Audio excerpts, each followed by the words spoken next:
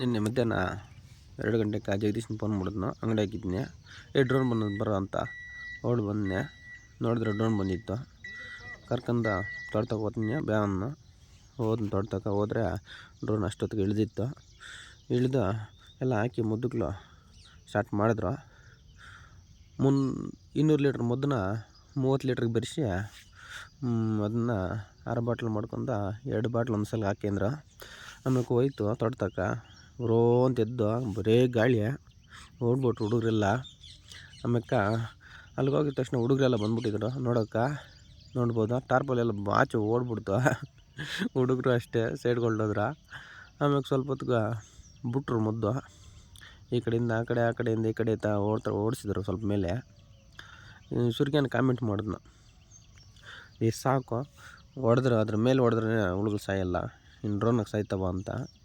ಆಮ್ಯಾಕೆ ಸ್ವಲ್ಪ ಹೊತ್ಗೆ ನೋಡಿದ್ರೆ ಹಂಗೆ ಓಡಿಸ್ತಾಯಿದ್ನು. ನಮಗೂ ಡೌಟ್ ಇತ್ತು, ಇದೇನು ಬೀಳ್ತದ ಏನು ಅಂತ. ಆಮ್ಯಾಕೆ ಹೋಗಿ ನೋಡಿದ್ರೆ ತೋಟದಾಗ ನಾವು ಎಲೆಗಳು ಬಿಚ್ಚೆ ನೋಡಿದ್ರೆ ಒಂದೊಂದು ಹುಳು ಅಷ್ಟೊತ್ತಿಗೆ ಕೆಳಗೆ ಬಿದ್ದೋಗ್ಬಿಟ್ಟೈತೆ. ಇದು ಮದ್ದು ಪವರ್ ಇರ್ತದೆ, ಅದಕ್ಕೆ ಬಿದ್ದೋಗಿತ್ತು. ಒಂದೊಂದಾಗಿ ಏನಂದರೆ ಕಂಬಗಳಿಗನಿದ್ರೆ ಮೇಲೆ ಕೆತ್ತಿಬಿಡ್ತಾನೆ ಡ್ರೋನು. ಆಮ್ಯಾಕೆ ಲಾಸ್ಟಾಗ ಮೇಲೆ ಕೆತ್ತಾನೆ. ಅಲ್ಲಿ ಸರಿಯಾಗಿ ಬೀಳಲ್ಲ ಅನಿಸುತ್ತೆ. ಆದರೂ ಕೂಡ ಮದ್ದು ಪವರ್ ಇರೋದಕ್ಕಿಂತ ಸುಮ್ಮನೆ ಗಾಳಿ ಹೋದ್ರೂ ಕೂಡ ಹುಳುಗಳು ಸತ್ತೋಗ್ಬಿಡ್ತಾವೆ. ಆಮ್ಯಾಕೆ ನಿನ್ನೆ ಹೊಡೆದಿದ್ದೀನಿ ಜಗದೀಶ್ನ ಮಳೆ ಬಿದ್ದೋಯ್ತು.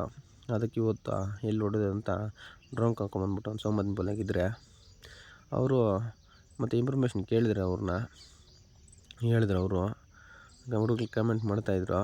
ಪಕ್ಕದಲ್ಲೇ ಒಬ್ಬ ಅಯ್ಯಪ್ಪನಿದ್ನು, ಬೇಜಾರು ಮಾಡಿರ್ತಾನೆ. ನಮ್ಗೆ ನಗು ಬರ್ತೈತೆ. ಅಯ್ಯಪ್ಪನ ಪಕ್ಕದಾಗೆ ಇದ್ನು.